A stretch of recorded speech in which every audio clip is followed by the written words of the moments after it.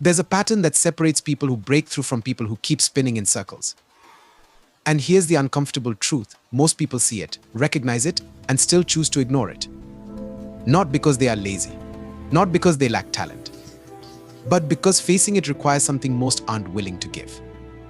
If you have ever felt like you are working hard but going nowhere, this might be the reason why. And if you keep ignoring it, 5 years from now, you'll be in the exact same place, wondering what went wrong. Let me ask you something. When was the last time you did something that genuinely scared you? Not a small risk, not a calculated move, something that made your hands sweat, something that kept you up at night, because you weren't sure if you could pull it off. Most people stop growing the moment they stop being uncomfortable. They find a routine that works just well enough, and they settle into it like a warm bath. The job pays the bills. The relationship is familiar. The social circle is safe. And slowly, without even realizing it, they build a cage out of comfort.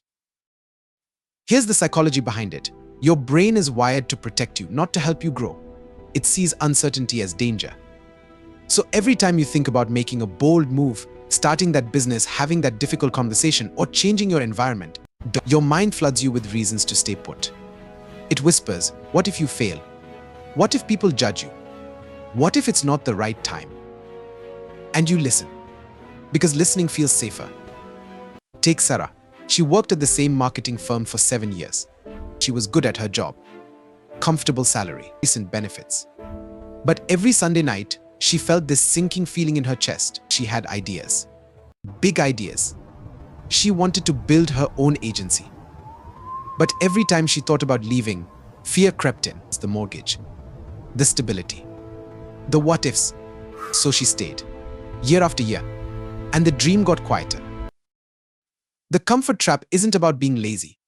It's about being so afraid of losing what you have that you never reach for what you could have. And that's the first thing people ignore. Growth only happens outside your comfort zone.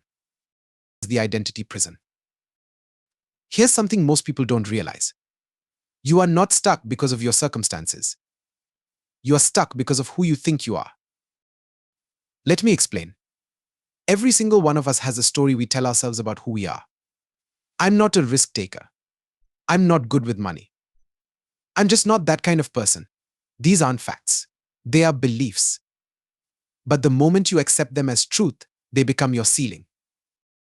Psychologists call this a fixed identity.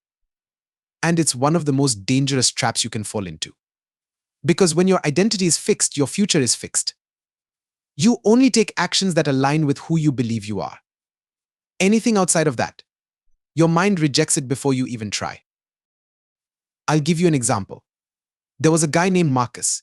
He grew up in a household where money was tight. His parents worked hard but always struggled. And somewhere along the way, Marcus internalized a belief: people like us don't get rich. He carried that belief into adulthood.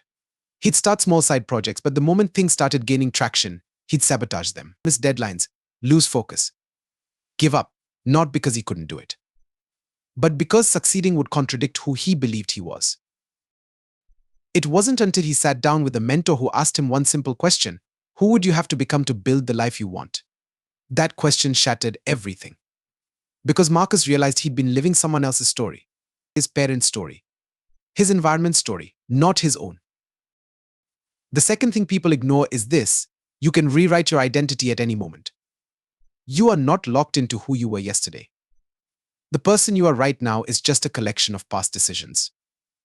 And if you don't like where you are, you can start making different decisions today. But most people won't, because changing your identity feels like losing yourself. And that's terrifying. So they stay stuck, trapped in a version of themselves that no longer serves them, in the action deficit. Now let's talk about the third thing people ignore. And this one is brutal. You can have all the knowledge in the world. You can read every book, watch every video, attend every seminar. But if you don't act, nothing changes. Most people are addicted to learning. They consume information like it's going to save them. And don't get me wrong, learning is important. But here's the trap: learning makes you feel productive without actually being productive. It gives you the illusion of progress. You finish a podcast and think, yeah, I'm on the right track. You read a self-help book and feel motivated for a week. But then what? You go right back to the same habits, the same routines, the same excuses. There's a psychological term for this: analysis paralysis. It's when you overthink to the point of inaction. You tell yourself you need more information, more preparation, more certainty. But certainty is a myth. There's never a perfect time. There's never enough information. At some point, you just have to move. Look at someone like Oprah Winfrey. She didn't wait until everything was perfect to start her career. She was fired from her first job as a news anchor, told she was unfit for television. But instead of retreating, instead of waiting for the right opportunity, she acted anyway. She took a risk on a local morning show. Then another. And another. Each step built momentum. She didn't have all the answers. She didn't have a perfect plan. But she moved forward anyway. And that's the difference. Successful people don't wait for permission. They don't wait for the stars to align. They take imperfect action and adjust along the way. The third thing people ignore is this: motion creates clarity. You can't think your way into a new life. You have to act your way into it.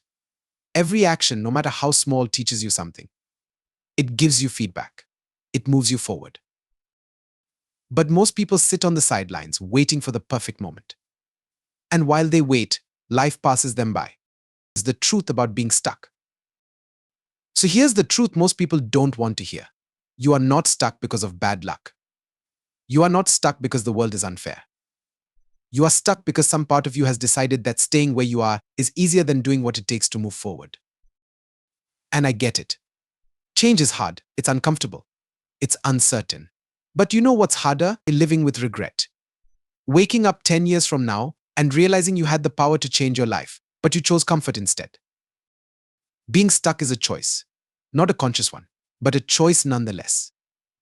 Every time you ignore the discomfort, every time you cling to your old identity, every time you consume information without taking action, you are choosing to stay where you are. The real question is, how long are you willing to make that choice? The way forward. Here's what I want you to take from this. Your life won't change until you do. You can't keep being the same person and expect different results. Growth requires discomfort. It requires letting go of who you were to become who you are meant to be. And it requires action, even when you are scared. So start small. Do one thing today that makes you uncomfortable. Have that conversation. Start that project. Make that decision you have been avoiding. Because motion creates momentum. And momentum creates change. You are not stuck because you lack talent. You are not stuck because you lack opportunity. You are stuck because you have been ignoring the one thing that could set you free: the willingness to grow beyond who you are right now. The door is open. It's always been open. The only question is, are you finally ready to walk through it?